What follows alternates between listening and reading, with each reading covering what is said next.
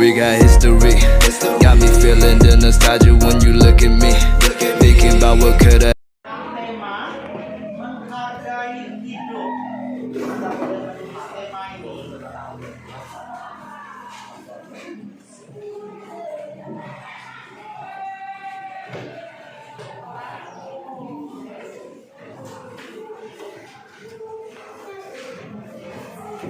Itu tema besar kita yang akan kita dalami hari ini dengan pokok bahasannya tentang, saya singkat ya, PB itu artinya pokok bahasan tentang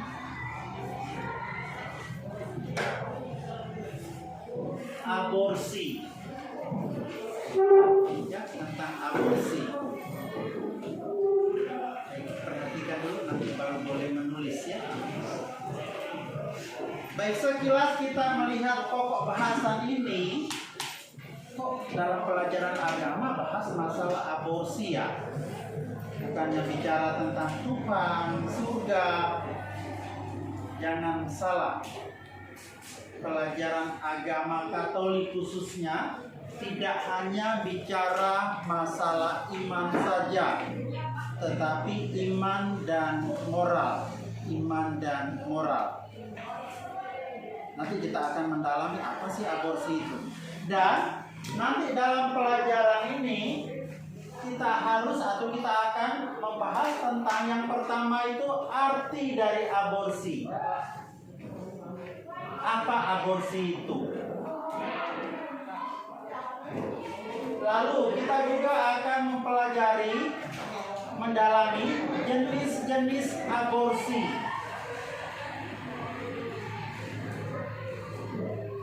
Lalu kita juga akan mendalami tentang alasan seorang perempuan melakukan aborsi.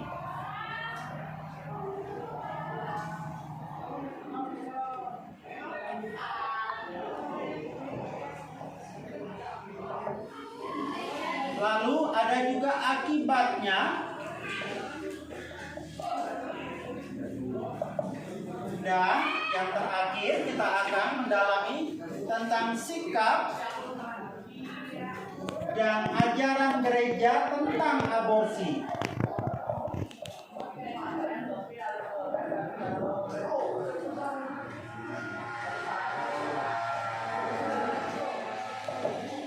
Baik, ini tujuan pembelajaran yang akan kita dapat.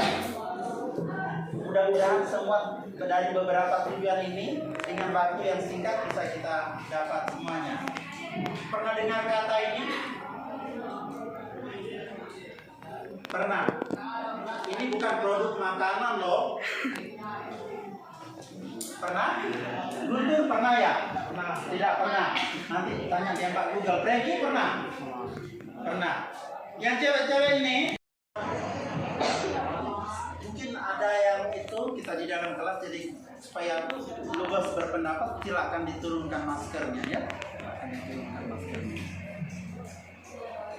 Baik, jangan kamu lalu malu sama kakak dengan abang di dalam kelas ini, lalu sebenarnya kamu tahu tapi kamu malu menjawabnya. Atet, pernah nggak dengar istilah ini? Aborsi atau sering juga disebut abortus. Tidak pernah. Baik, kalau tidak pernah, kata ini sudah tidak asing lagi. Kata ini artinya pengguguran kandungan. Pengguguran kandungan. Yang jelas kandungan itu dimiliki oleh perempuan. Dan ketika di dalam kandungan itu ada sesuatu, lalu digugurkan. Sesuatu itu apa? Dalam hal ini adalah calon manusia baru. Tapi kehadirannya tidak diinginkan lalu digugurkan. Itu arti dari aborsi, pengguguran kandungan.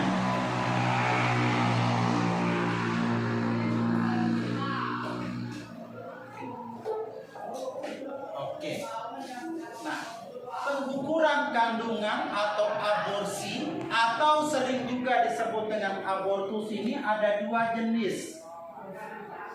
Ada dua jenis aborsi. Jenis yang pertama itu disebut abortus provocatus, dan jenis yang kedua itu disebut abortus alami. Saya menulisnya dulu, dua jenis abortus atau aborsi.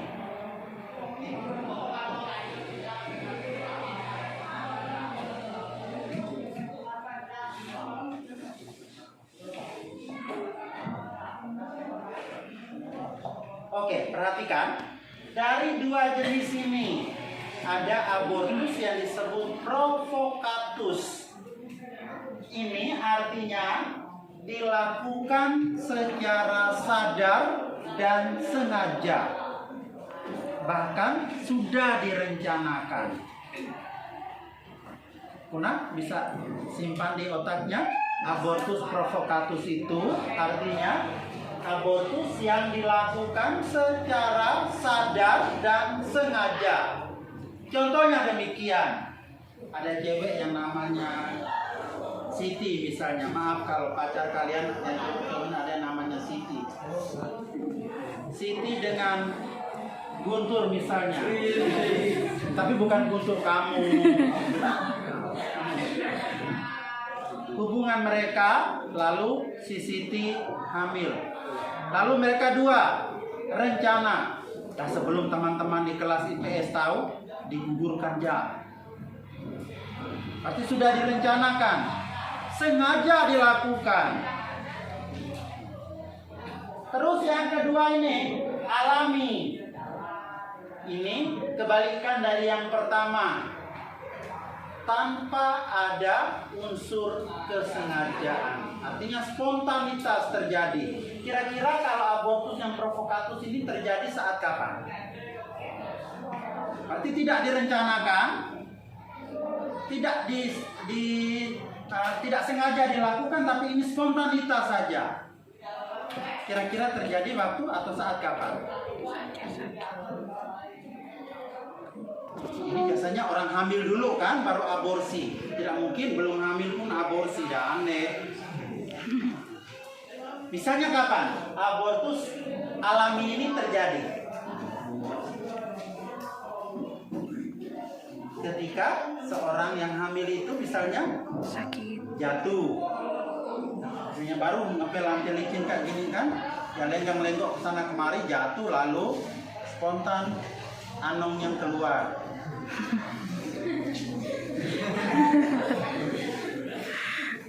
Atau ketika hamil muda tapi keseringan menggunakan kendaraan bermotor, getaran mesin, mungkin rahim yang tidak kuat akhirnya keluar. Atau mungkin karena keseringan makan makanan yang pedas. Singkatnya, yang ini tidak ada unsur kesengajaan. Dari dua ini berarti mana yang dikategorikan pembunuhan? Provokatus dan alami. Mana yang dikategorikan abortus yang menjurus ke kriminal atau pembunuhan? Yang provokatus atau yang alami? Yang provokatus. Bagus sekali. Oke, jadi ada dua jenis aborsi atau abortus. Ingat, pelajaran hari ini bukan supaya kamu pulang lalu kamu praktek. Tadi sudah saya katakan, pelajaran agama Katolik itu tidak hanya bicara masalah iman, tapi juga moral. Setelah Anda tahu, oh ternyata abortus itu adalah pembunuhan, maka jangan membunuh. Oke. Lalu seorang perempuan atau seorang ibu bagi mereka yang sudah hidup berkeluarga mau melakukan ini, pasti ada alasannya. Mungkin kalian pernah dengar ada teman kalian yang hamil lalu dia gugurkan. Atau mungkin ada ibu rumah tangga yang sudah sah menikah, tapi setelah hamil digugurkan. Berarti tindakan ini pasti ada penyebabnya, pasti ada alasannya. Kira-kira apa saja alasan seorang perempuan atau seorang ibu melakukan aborsi? Ayo, silakan berpendapat. Siapa tahu yang kamu pikirkan itu benar, tapi kalian malu mengungkapkannya. Alasannya.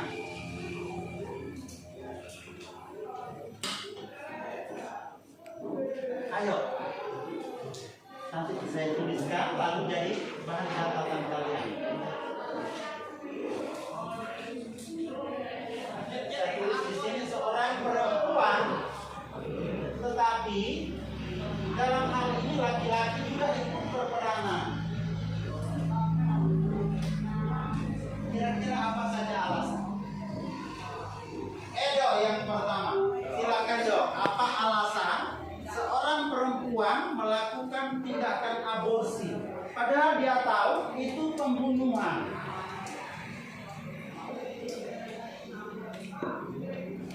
Ayo, silakan berpendapat. Kalau ini jangan dipikirkan karena ini alami, spontanitas terjadi ya. Tapi yang ini ya alasannya ini. Provokatus ini kan pasti ada alasannya. Kata orang segarang-garangnya harimau, singa tidak pernah harimau atau singa itu makan anaknya sendiri. Tapi seorang perempuan, seorang ibu yang katanya sangat kuat rasa kasih sayangnya, yang punya hati nurani, dilengkapi juga dengan akal budi, tapi mau melakukan aborsi, membunuh darah dagingnya sendiri. Pasti ada pemicunya, ada penyebabnya, ada alasannya. Arena, kira-kira apa alasannya? Oke, bagus sekali. Yang pertama, faktor ekonomi. Ini bagi mereka yang sudah hidup berkeluarga, faktor ekonomi bisa membuat suami istri ekonomi, maka pemerintah mengusahakan yang ada yang namanya KB, keluarga berencana, mengatur jarak kelahiran. Dan ekonomi pas-pasan, awal tahun 2022 satu, lahir tahun 2023 lahir lagi satu, lalu bertingkat-tingkat anaknya. Diatur Aden, kau jangan ngebut.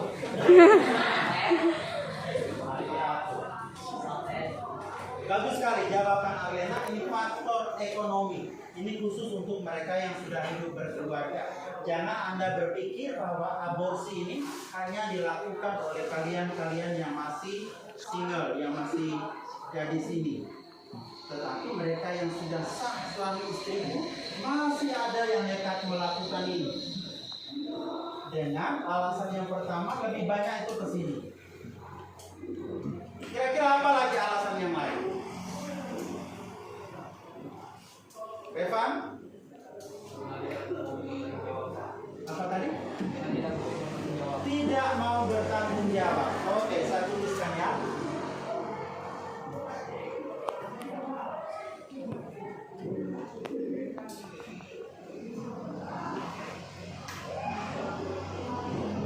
Dalam arti tidak mau atau tidak menerima kehadiran.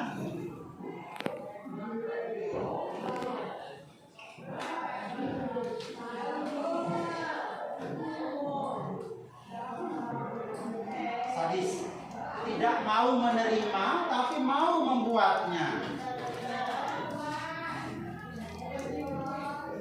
Tidak mau menerima. Ada alasannya. Mungkin karena saya pernah baca satu majalah yang diterbitkan oleh gereja-gereja Protestan.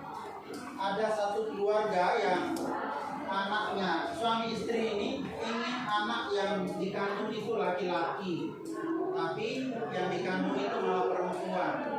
Lalu mereka sepakat untuk menggugurkan, tapi kuasa Tuhan lebih hebat. Sekalipun ibu tersebut mengkonsumsi obat berjenis-jenis supaya bayinya gugur, ternyata tidak gugur. Akibatnya anaknya itu lahir tapi dalam keadaan cacat. Cacat bukan karena keturunan, tapi cacat karena zat kimia obat yang dikonsumsi ibu itu waktu hamil.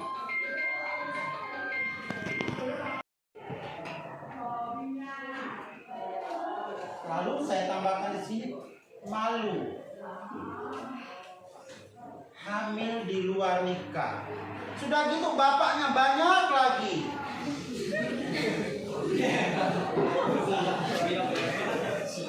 Royo. Nah, karena bapaknya banyak tadi dia bingung mau sebut A, tapi ada juga B, ada juga C. Lalu timbullah rasa ini malu. Sudah malu, lalu imannya juga sudah tidak kuat, akhirnya larinya ke sini. Aborsi.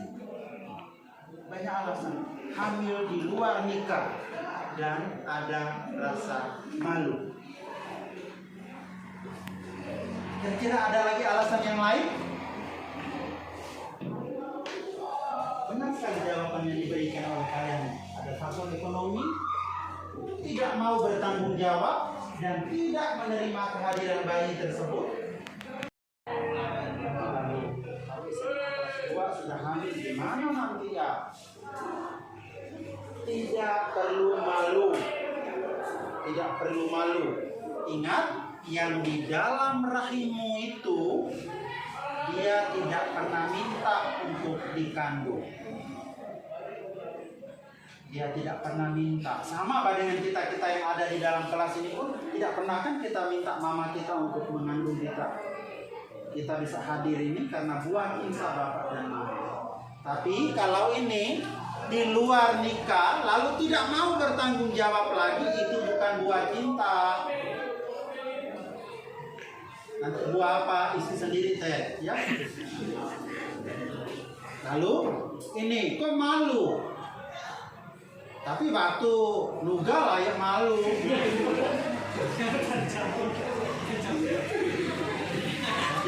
Malu.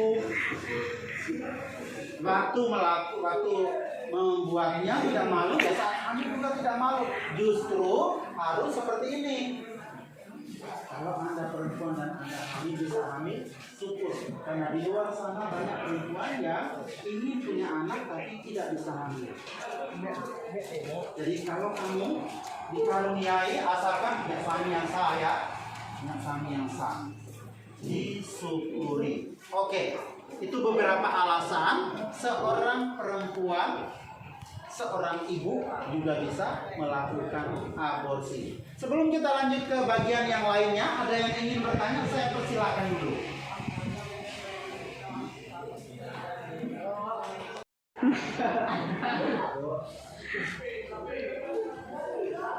Ter, kau jangan ngelamun. Oke, kalau tidak ada pertanyaan, kita lanjutkan ke bagian berikutnya. Tadi terbatas, ada guru berikutnya sudah tunggu di luar. Baik, pelajaran ini saya ulangi kesimpulannya. Tadi sudah kita bahas, aborsi itu pengguguran kandungan. Lalu jenis-jenis aborsi ada dua, provokatus dan alami. Provokatus itu artinya dilakukan secara sadar dan sengaja, dan abortus itu melanggar ini moral.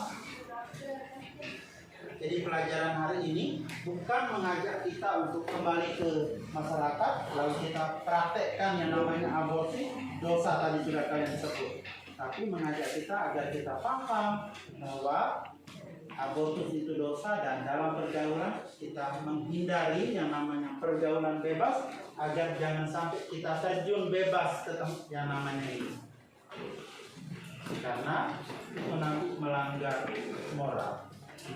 Baik, karena waktunya berakhir, jadi kami tadi saya lupa, di dalam kelas ini ada kalian tadi ada 4 kakak dan 1 abang yang masuk. Sebelum kami berlima pamit, saya akan memberikan kesempatan singkat untuk kakak dan abang berempat untuk memperkenalkan diri agar